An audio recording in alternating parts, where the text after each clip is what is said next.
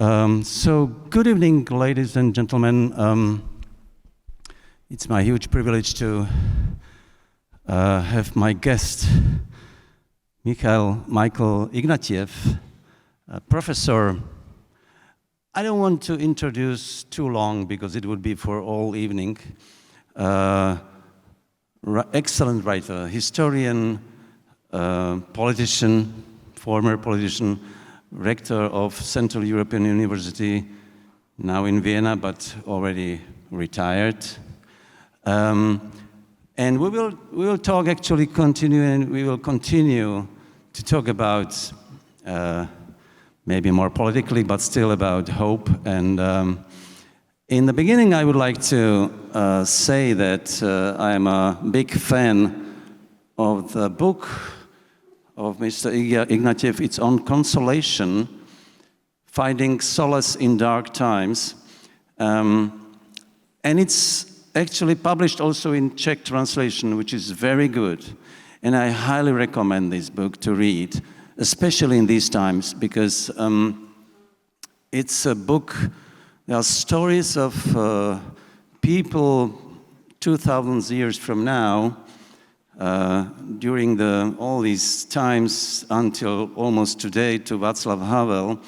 So from Cicero and Marcus Aurelius, from David Hume, but also poets like Anna Akhmatovova or Primo Levi and Václav Havel, about their fates, about the people who were philosophers, intellectuals, who had their dark times, their tragedies, personal or political. Sometimes it led to even their death. And in the darkest times of their lives, they had been trying to find, well, way out, solution, how to deal with that tragedies they were part of. And it's the beautiful stories of these people. It's wonderfully written, so I just really recommend it highly. But then I was a big fan of this book. I read it twice. And it really gave me a consolation, knowing we are not the only one who suffer. I mean, it's all the human history is full of these stories. But my first question is because you probably wrote that book with that idea to give people kind of hope that they can read the text of your heroes from that books. But my question is actually, okay, but not all people who need hope do read books because, you know, it's just a minority. Many people are frustrated, like in this country, where part of society is deeply frustrated in depression of what's going on in this country, where the democracy is threatened. And I don't mention all these things, you know it better than me, and I told Mr. Ignatieff already some parts of that. So what would you tell them how to survive or how to live in times of depression? Wow, difficult question. Yeah, I know. And greetings, good evening. It would be really stupid for a Canadian to give an audience in Bratislava any advice about current politics in your country. I was impressed by something said in the last session. Hope depends on the company you keep. You know? Yeah. We can't do any of this alone. In fact, solitude is often a moment of hopelessness. It's breaking out of solitude, finding company where you can share your indignation about the political situation, have a drink together, spend time together, feel the warmth of human company. That's terribly important. It's not a solution, but if you begin to get isolated, that's when the trouble starts. I don't quite agree with you about books here, because I think you're giving up on your audience. One of the reasons that I wrote this book is, if you ask me where hope comes for me, one of the strongest sources of hope is in the past. I mean, when I think about, I don't know, let me take an extreme example. Many of you will know the great Italian writer Primo Levi, wonderful writer. He tells, I think, one of the great stories of them all. When he was in his 20s as a young chemist, he was in Auschwitz, and he's walking along to dinner in Auschwitz to get the soup to take back to the terrible place where he was confined with other people. And he's walking along with a French prisoner. And the French prisoner says, well, we're walking along, why don't you teach me some Italian?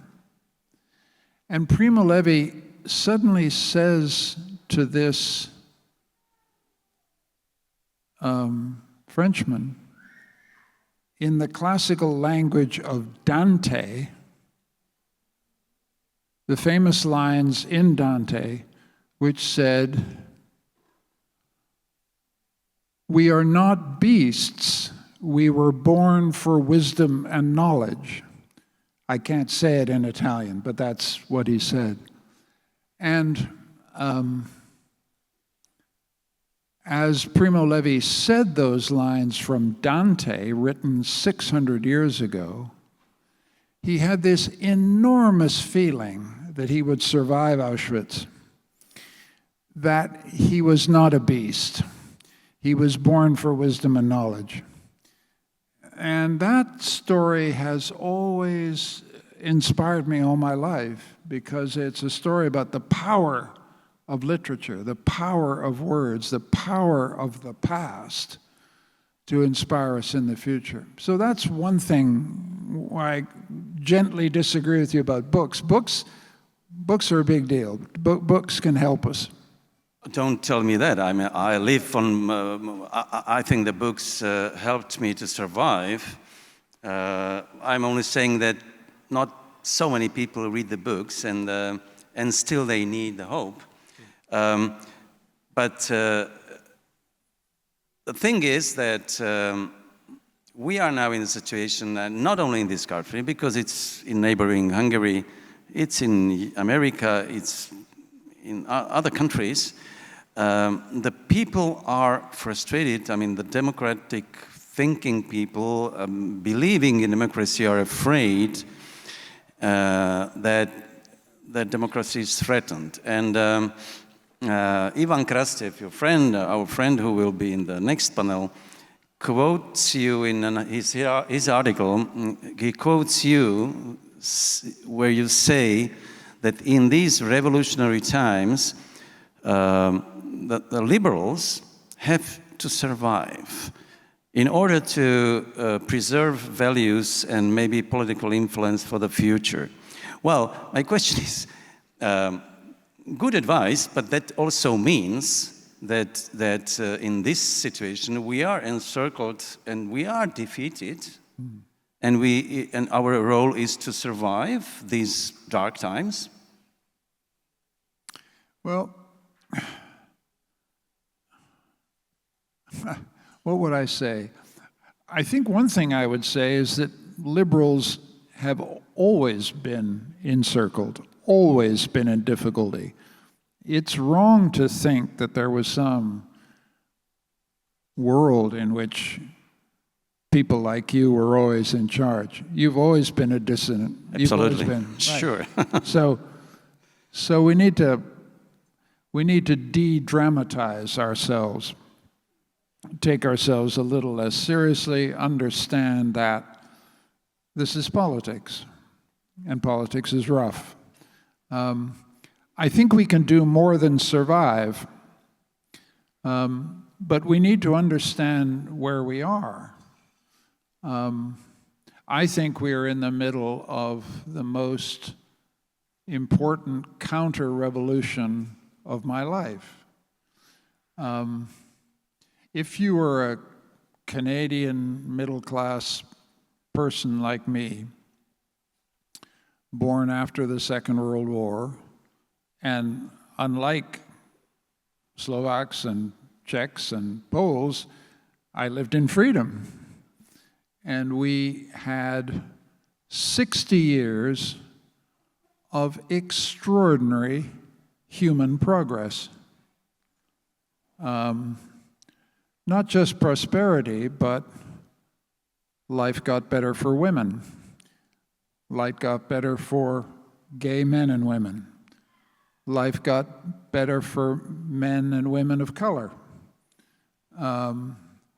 I grew up in a city like Toronto, Canada, where everybody looked like me, white, etc. In my hometown, I am now a minority. And let me tell you something about that. It's fantastic. Toronto is better in 2025 than it was in 1965, believe me. The restaurants are better, the food is better, the culture is more lively, the place is more fun, and people get along. We get along. So this is a story of enormous progress. Inclusion, greater equality, more freedom, and a good multiculturalism. That is a multiculturalism in which immigrants come and they learn the rules of the game and they play by the rules and we live together and we share something as citizens. Okay. The counter-revolution, led by Mr. Trump, is trying to take that apart systematically, rolling back the freedoms that have gone on for 60 years. Liberal freedoms, let's call them liberal freedoms. We take credit for it, but it wasn't just liberals. There were conservatives who supported, there were people of different politics supported, but we call it a liberal revolution. We're now in the middle of a conservative counter-revolution. And, this is your point, it's very dangerous for democracy.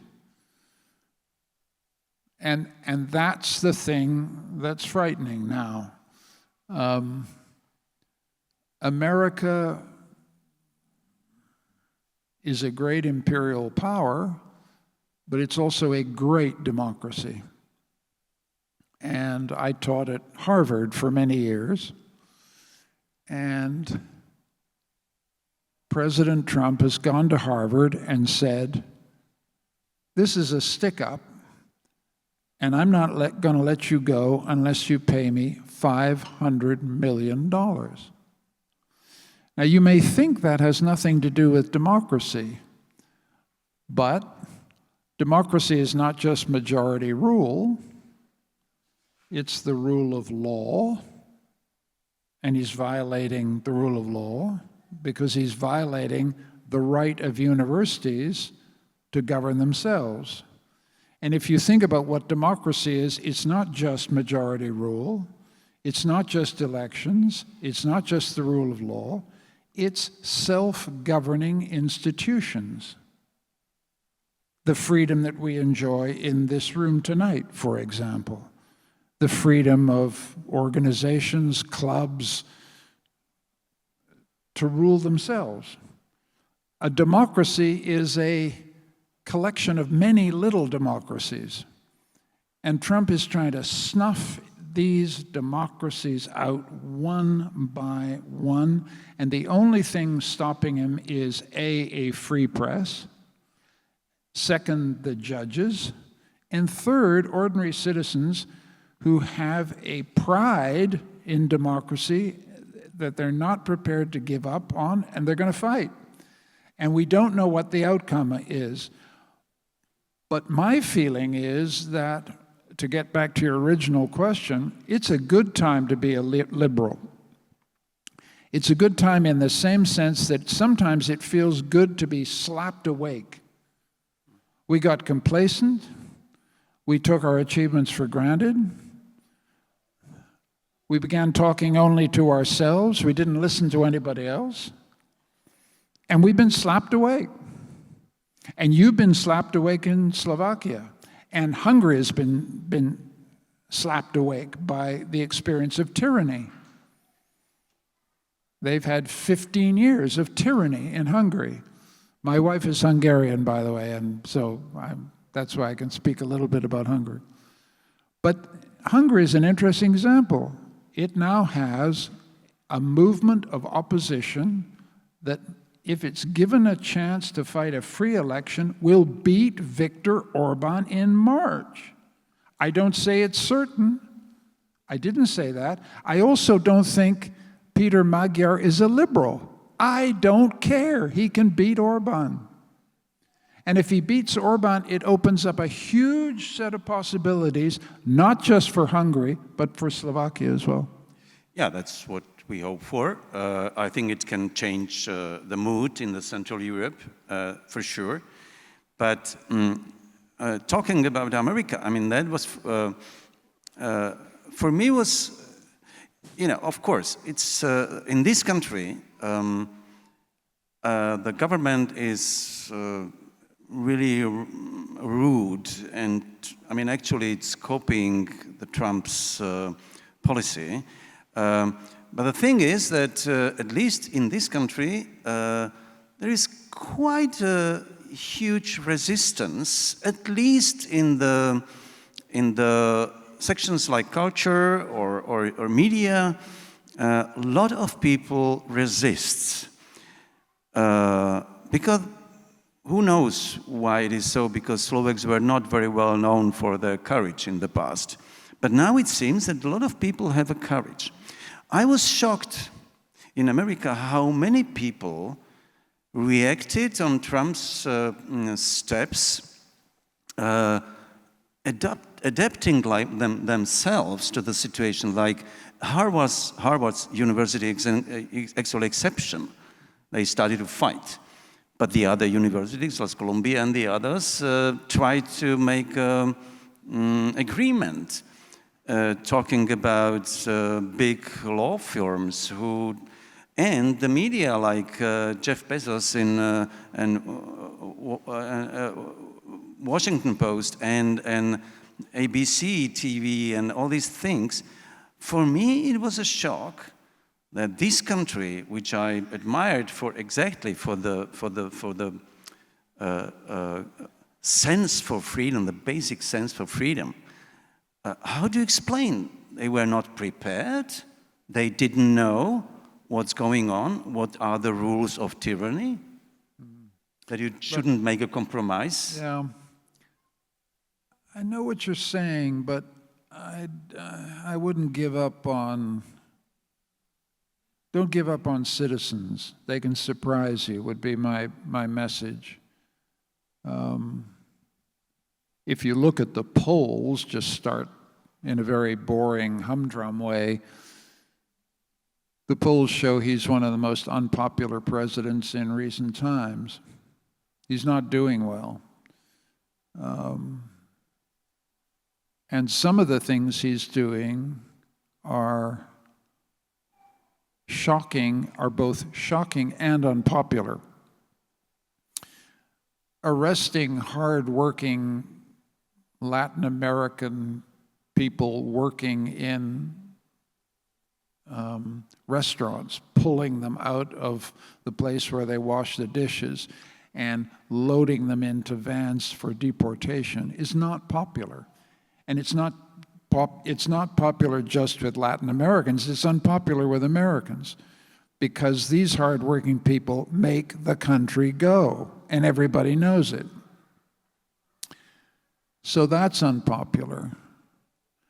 The attack on Harvard doesn't matter much except to people like me who went to Harvard and a bunch of other people, although it's a scandal. It's an attack on democratic freedom. But I think The other measures that are clearly unpopular is if you rip up the entire global economic order and impose tariffs that force Slovakia, Hungary, every country in Europe to pay to have access to the American market, you're destroying the basis of the entire prosperity of the post-war world. And eventually, the people who pay the price for that are the American voters. They buy things from Slovakia, they buy things from Britain, they buy things from stuff, and all of it gets more expensive. And then the inflation starts, and Trump will pay the price for that. If he allows elections in 2026. And if he doesn't, I'm pretty confident that there will be massive, massive popular resistance. Maybe I'm a child of the Vietnam era when I watched, as a 21-year-old student, I watched and took part for almost 8 years in marches against the Vietnam War, and I saw a bunch of young people stop a war in Southeast Asia. I mean, they did stop it. So if that was possible in the 1970s, I'm convinced that Trump can be stopped in 2028. In other words, liberals need to make a lot of friends of people who are not particularly liberal. And where we need to get out into the street. This isn't, as we say in English, rocket science. I hope that we will show it tomorrow. We will have a demonstration anniversary for the. I certainly hope you will. But the thing is, then, I definitely agree with you that this is a revolution or the counter-revolution, whatever we think about that term. And I agree also with you that the liberals may probably deserved some slap in the face. Although in Slovakia it's not quite fair because liberals never really ruled here. Whatever. What do you think is the core of this counter-revolution? Because when I read all these texts about that, and I still can't catch the definition, but one of the favorite commentators, David Brooks, in New York Times, writes about nihilism. There is a counter-revolution of nihilism, where there are no values. You think that may be right definition or explanation of that? I think we're all searching for answers. I think some of the counter-revolution in America is pretty simple. I began by saying that I am a child of the liberal revolution of the 60s. The liberal revolution of the 60s was good for Black Americans. It was pretty good for women. It was good for gay Americans. But it wasn't good for the white American, non-college educated, middle and working class. Just consider one fact. In 1960, something like 10% of the American population had a college education. In 2024, the percentage had risen to 40%. This is a revolution. But if 40% of Americans have a college education, 60% don't. Okay? And to the degree that we created a society in which access to the middle class, access to privilege, access to power was dependent on having a college education, a lot of people felt left out. They suddenly felt that the liberal revolution was a game that took away their chances. So I think there's something there that explains why people have voted for Trump, because Trump has heard that. And here's the criticism of liberals: we didn't hear it early enough. So that would be one thing. It's not nihilism, it's resentment. That would be what I would start with. And you can't run a democracy unless you listen. These are citizens. And too much of my kind of liberalism was college educated, talked a certain kind of language that did not connect to millions and millions of people.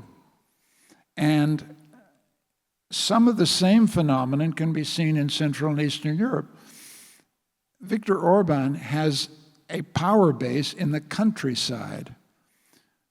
Liberal Budapest hates Viktor, but the countryside listens to Viktor because he speaks their language and he comes from a small village. And he manipulates this shamelessly, but he has a very good ear for what people want to hear. And you can't underestimate the sheer raw political skill of Donald Trump and the sheer raw political skill of Viktor Orban. And the only way he can be beaten is with somebody with better capacity to hear and better political skill. Well, of course, now you talk as a political analyst, or, I mean, as it is... No, I'm talking to you not as an analyst. I'm talking to you as an ex-politician who had none of those skills. Yeah, we will come to that. But I ask you as more about in your book you wrote about Primo Levi and where he says that by his experience that to refuse the existence of evil is just this illusion of a happy life, because evil exists. Yes. And my question is, okay, you say that these people in all these villages, whether in America or in Central Europe, that they are manipulated by very skillful politicians. But what about these people? You think that, how do you think of these people? Are not, you think about them as a good people who are only manipulated by bad politicians? No, you can't think that. I think the point about evil is important. You can't have a liberalism that is innocent. Innocence is not very realistic. The capacity for evil is in all of us. And there is such a thing as evil. They're not just mistaken. They're not just miseducated. They're not just deprived. They're evil. And a liberal needs to be as clear as anybody else that there's some things that are absolutely wrong and have to be stopped and punished. And we can make a list of those. As for the people in the countryside in Hungary, or the people who vote for Trump, I don't see them as evil, but I do see a president who authorizes his immigration police to put on masks that cover their faces, take their badges off their jacket in violation of every rule of police behavior in the United States, and grab people in the street and throw them into vans and then export. That, it seems to me, is actually, well, let's just say it's wrong. It's also, in my view, illegal. And there's a kind of cruelty and contempt for human beings in that, which is evil. The cruelty and contempt is evil. And a liberal person needs to be angry about that, because these are fellow human beings. And now, And let's not pretend this is just happening in the United States. Europe has a long-standing problem with immigration, and liberals have not been honest about this problem. My sense of it is you need to do two things. You need to have a steady immigration stream, a steady stream of legal immigration into all European countries. And this may not be popular in Bratislava, but I'm not running for election, so I don't care whether it's popular in Bratislava. We need a steady stream of immigration into all of these countries because all of these countries are aging. You need new people. And you need, actually, to turn these folks into Slovaks and Hungarians and Poles and whatever. The resistance to immigration in Central and Eastern Europe is basically ferocious for a lot of reasons I understand. These are small countries with national traditions and cultures and what. Fine, I understand all that. But you then have to have, and this is where I think Western liberalism has failed, you have to be very, very, very tough about illegal immigration. Because this destroys the rule of law. And it destroys the political support for immigration because people think our border isn't secure. The basic thing a nation has to promise its citizens is that its border is secure.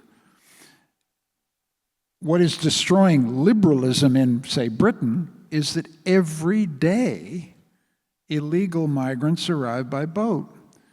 The Labour government is basically coming apart under the popular pressure of that.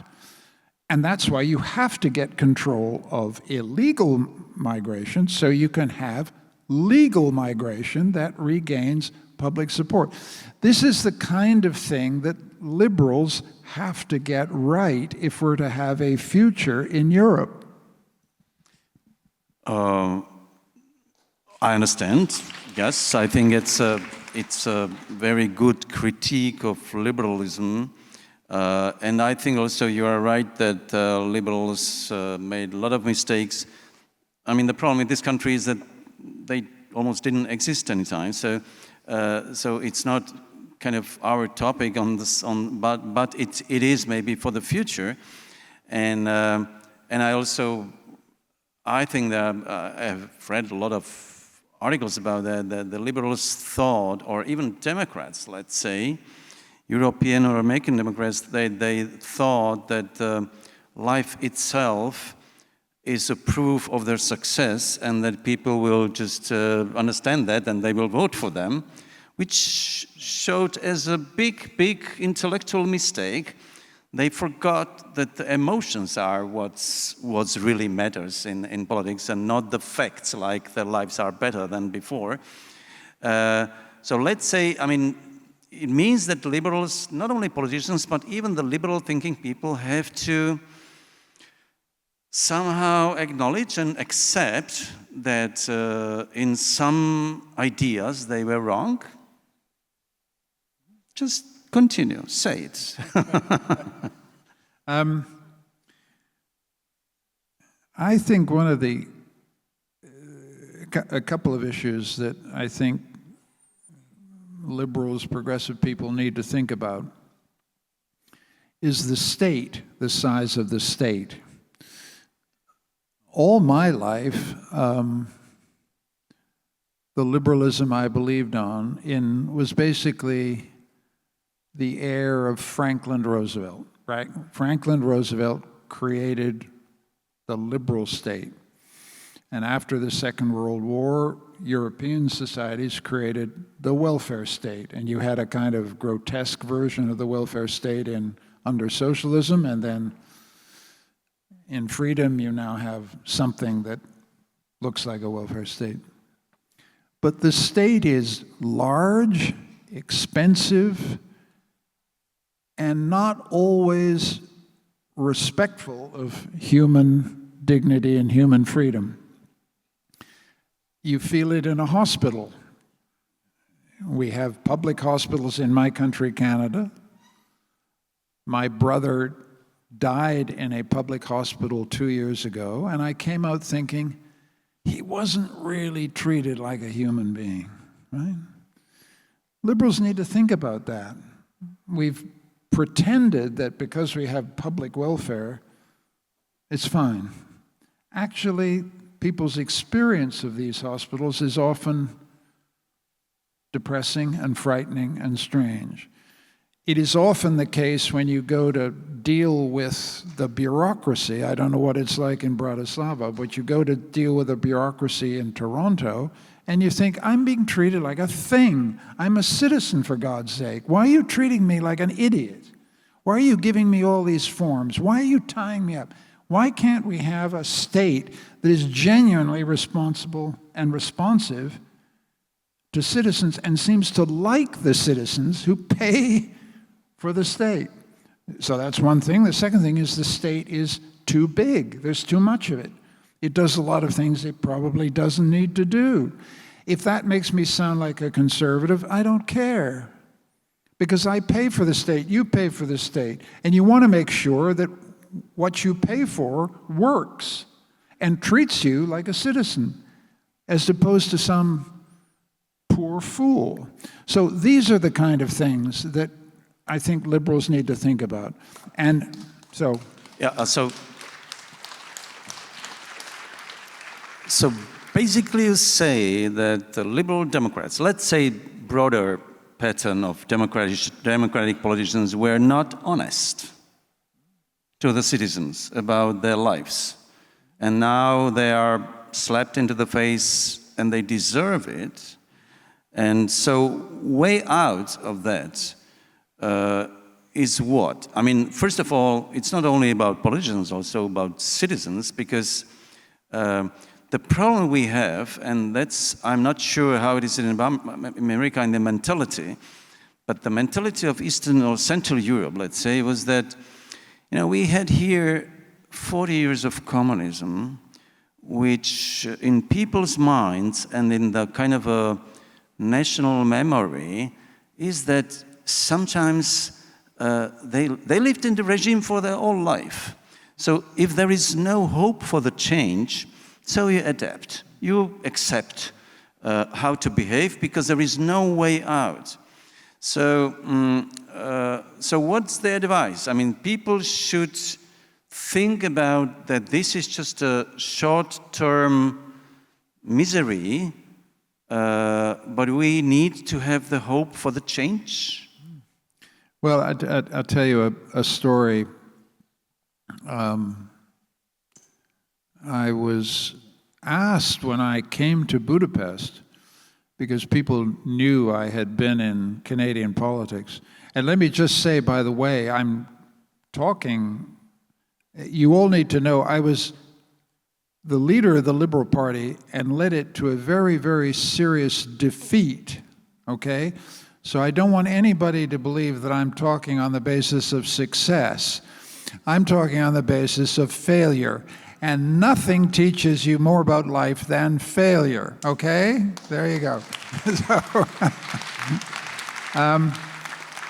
But I was asked, because people knew I'd been in politics, what advice should I give to the Hungarian opposition? It was about 6 years into Orban, and Orban was dominating everything. Somebody asked me in a public event what we needed to do, what the Hungarian opposition needed to do to defeat Orban. And I said, what you need to do is get out of Budapest and go to hotels on rainy Thursday evenings and talk to 6 people. If you want to change something, you have to do a hell of a lot of hard work. You have to go into rooms and persuade people to get another 6 people. And the next time you come to the same place, there are 12 people, and then there are 24, and then it grows. And the only person who took that advice, and he wasn't in the room, was Peter Magyar. Because Peter Magyar has gone out and he's gone to every little village in Hungary and said, "Follow me, I am going to give you back your country." Now, I don't think he's a miracle cure. I also don't think he's a liberal. He's a former member of Fidesz. But he has the guts to try and change the country. And in politics, the greatest virtue that forgives all the vices is courage. And that's what's eventually needed here. Somebody is going to have to stand up sometime in 2026 in America and say, "I am running against Donald Trump. I am running against J.D. Vance. Follow me." Right? I mean, this is what makes change. This is what leadership means, to stand up when nobody else is standing up. And that's how change gets done. You think that the victory of Mamdani in New York is that case?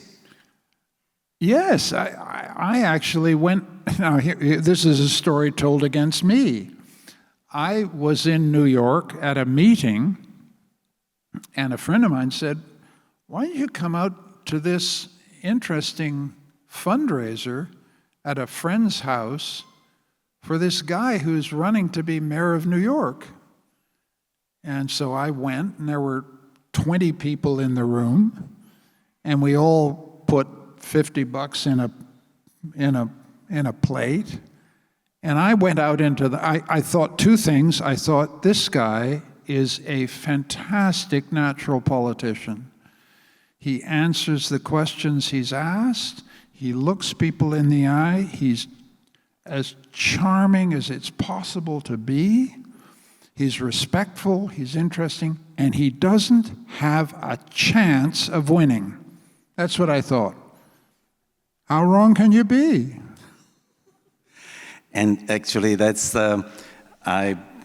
I have read a lot also about you about this failure. You were a political leader of the Liberal Party in Canada and failed in the biggest defeat in I think in modern history of Canada for this party. How was that feeling? I mean, to be defeated. You even didn't get into the parliament in your district. Or? Yes, I even lost my own seat. Defeat is a great teacher, and you learn a lot about yourself. You learn about things that you think you're good at and you're not good at, so you have to do something about that. But one of the things that you learn about defeat is that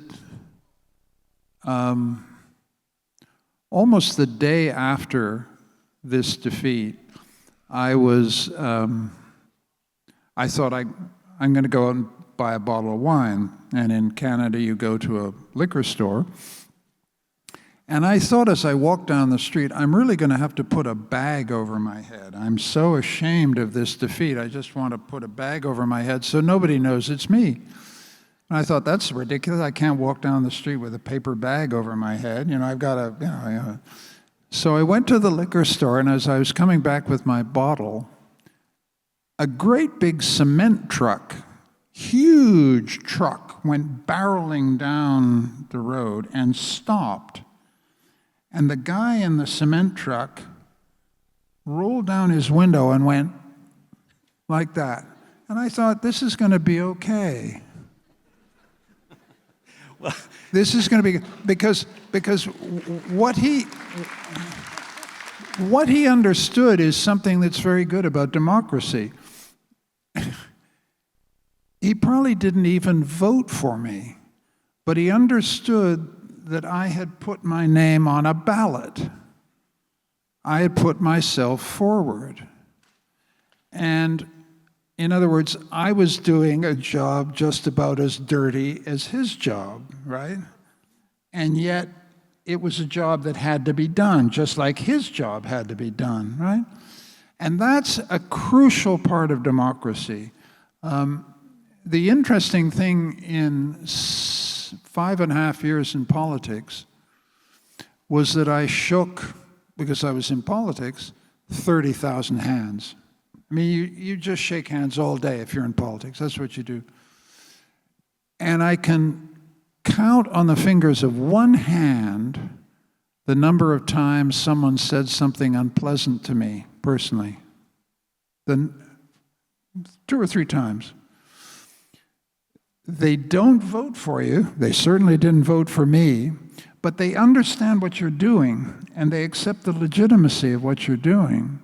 Now, here's the sinister thing, which you all have to deal with, which is on the internet, the comments were so vicious that my wife said, "You can't get out of bed if you read what they're saying about you, so don't." And I didn't for 5 years. But this is a sinister development in modern politics, because the internet allows anonymous hatred that doesn't take responsibility for itself, and that's the worst hatred of all. Politics depends, in a way we don't understand, on the fact that it's physical. It's real people in real space looking at each other and making a judgment. Do I trust this guy or not? The internet severs this physical connection between politicians and their voters and allows motiveless malice to spread. And I think it's killing politics. I didn't succeed in politics, but I thought it was a wonderful thing to do. The physical contact with people, listening to people, learning from people was absolutely fantastic and changed me, I hope, for the better. But this internet stuff is absolute poison, digital disinhibition. You can't run a democracy if nobody accepts the basic rules of interpersonal civility.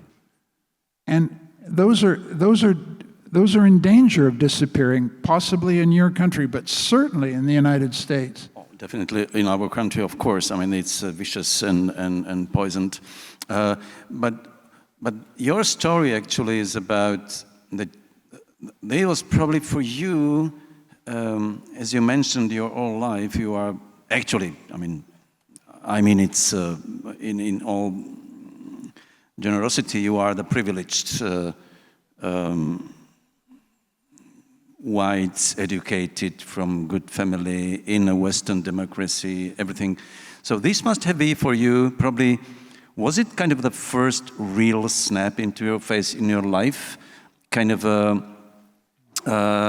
that you have learned the failure, and now when you are talking about that, I love it because it seems that it gets you, it actually brings you to the, can we say you become a better person after that failure?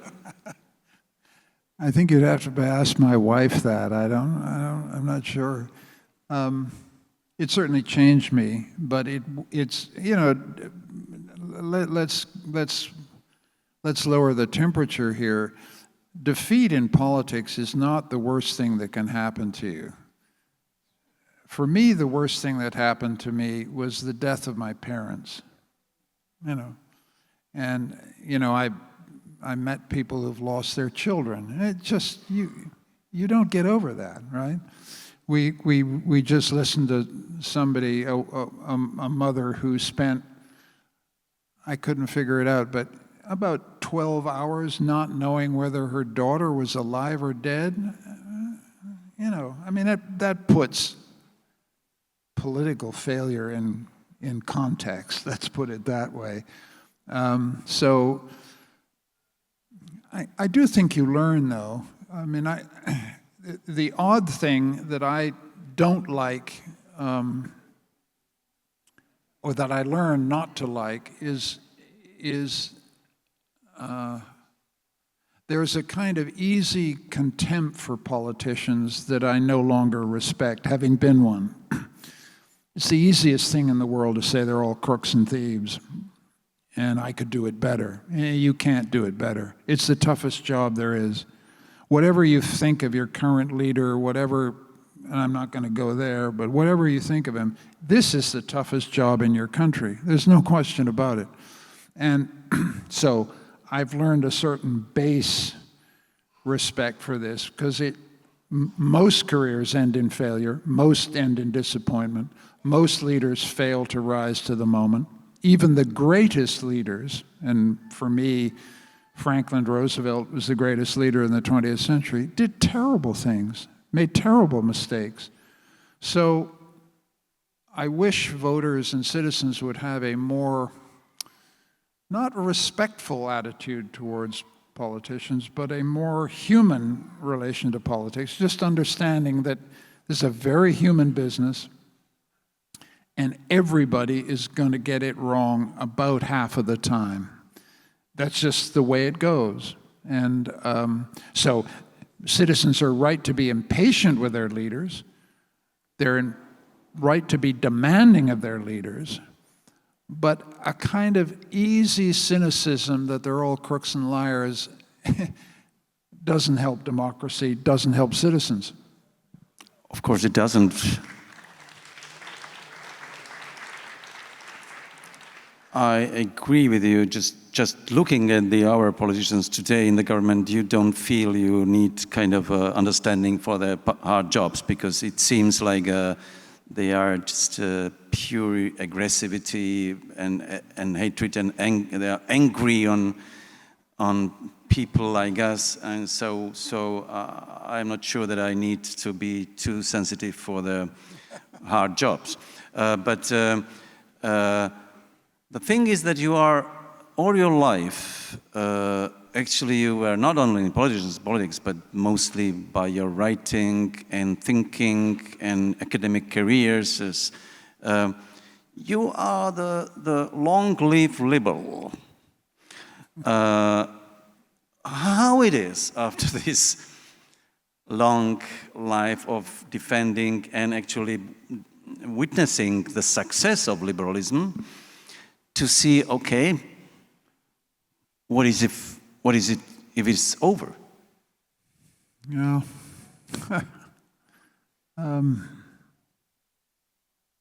Tell me that you don't believe it's over. Yeah, I'm an old liberal because my mom and dad were liberals. It's a family thing. Politics is always very personal, so the roots of this are very personal. I loved my parents. They were that wartime generation, and they came out of the wartime generation with a passionate hopefulness about my country and about the world, and I inherited that.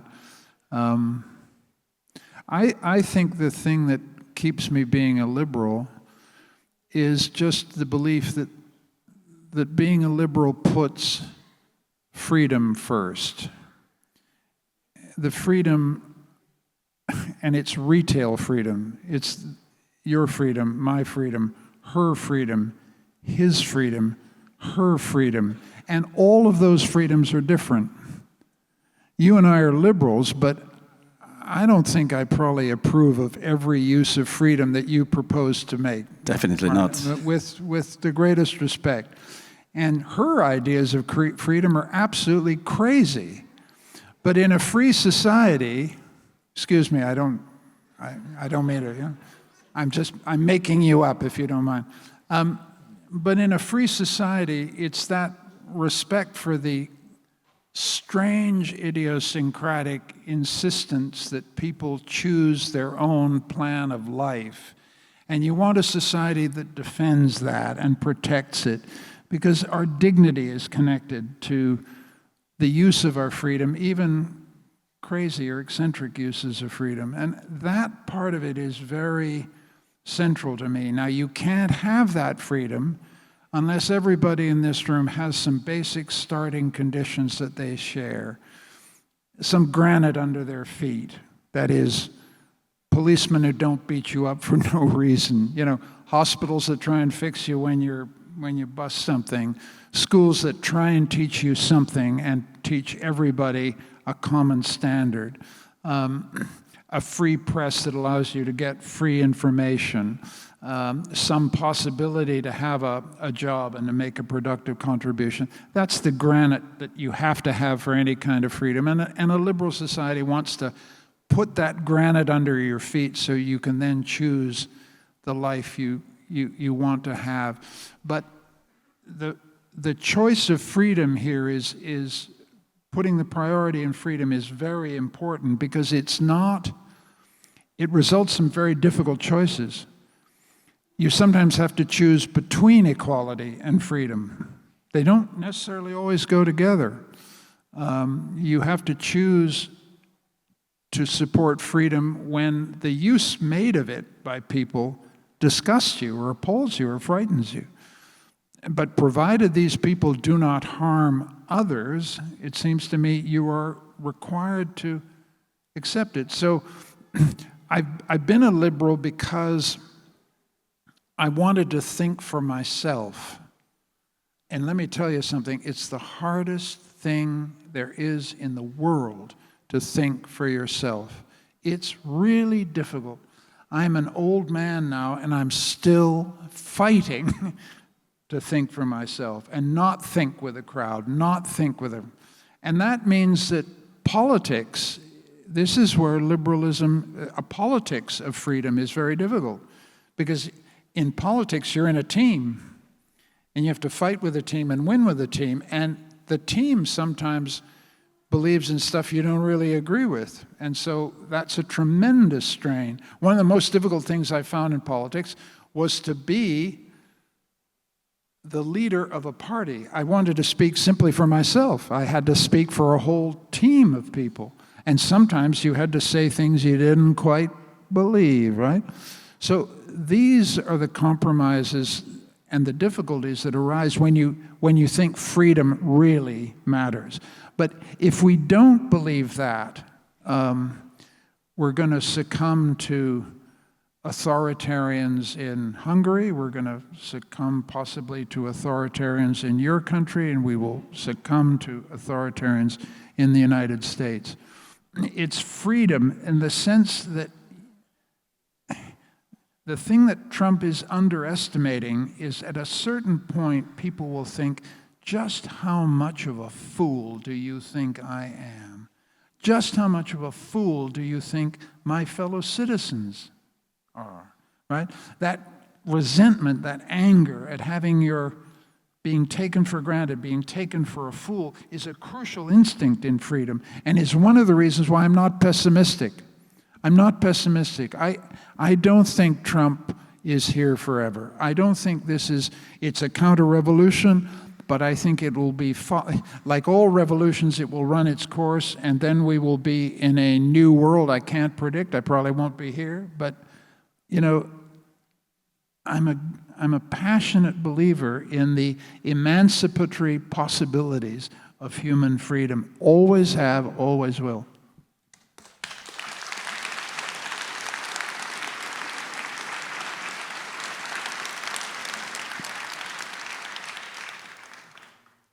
You know, it's just I have a lot of questions in my phone, but I think now it's actually time to finish. So I think I will not ask you anything anymore because this last what you have said was actually, I think that was the answer for all of us who are frustrated and in depression of the world and in our country, where government and the politicians